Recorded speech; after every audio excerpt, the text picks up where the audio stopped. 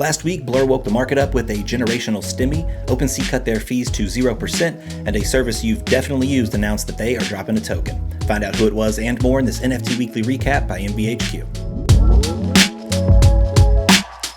We start the week on Monday, February 13th, the calm before the storm. Blur announced that care packages would be opened on Tuesday, so the waiting game began. Bid farmers and beta users of Blur clutched their care packages and hoped for the best. We also got an announcement that Coinbase would be supporting the Blur token at launch, and well, let's just say MVHQ knew what was up. The overall market volume was at 30 million, a bit higher than the weekend lows, and we got a couple of neat announcements. Azuki introduced two Beans characters in what appears to be the next stage of storytelling from the project, and Magic Eden detailed some improvements to its platform, including one-click sign-in, instant selling, additional filters, and more. On to Tuesday. No, not Valentine's Day, I'm talking Blurentine's Day. The token generation event from Blur was an enormous stimmy to active traders in the space, who probably all claimed their tokens, checked the price, and went, shit, is that right? Gas prices skyrocketed as everyone traded the token and made their various DeFi plays, so overall NFT volume took a dip to 26 million on the day. Hey, it's hard to buy JPEGs when the transaction fee is $100. Unless you're buying other deeds, apparently they ended up carrying the day with 1200 ETH of volume at a 1.7 ETH floor. On Wednesday, though, gas came down a little bit and Stimmy season was in full effect, with everything, and I mean everything, being in the green.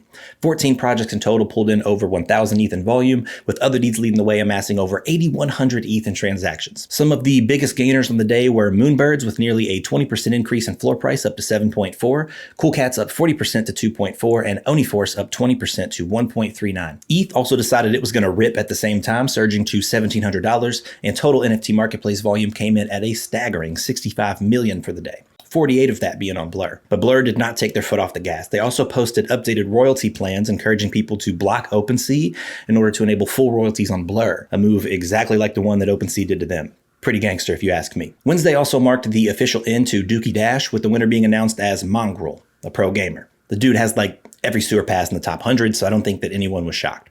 Square Enix also came out of nowhere and announced a project called Symbiogenesis, which will be coming to Polygon, and Pudgy Penguins opened a free claim for 3D models, which can be hooked up to your webcam so you can become your penguin. On Thursday, the NFT market continued to surge, pulling in a wild $97 million in volume. This is roughly triple the daily volume that we've grown used to over the past few months.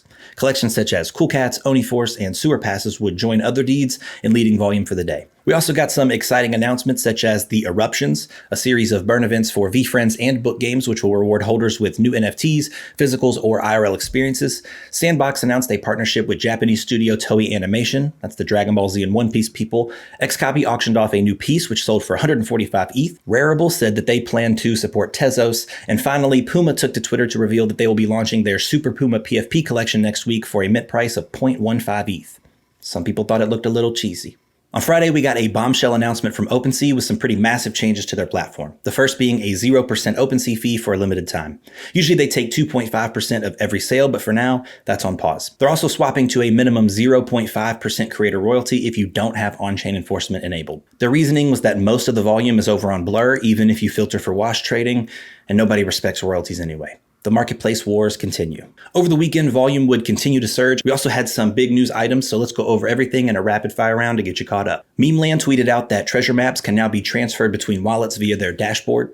Ghxsts dropped two announcements. One was for a monsters roadmap, and the other was for a new drop called Elements. Sony teamed up with Astar to launch a Web3 incubation program. And finally, Collabland announced that they are dropping a token. I mean, why not, right? I'm not going to say no to it. That's it for this week. If you'd like to read the full weekly recap, you can visit our blog at mvhq.io. If you enjoyed this video, please like and subscribe, or join Metaverse HQ if you want to stay up to date on all things NFT.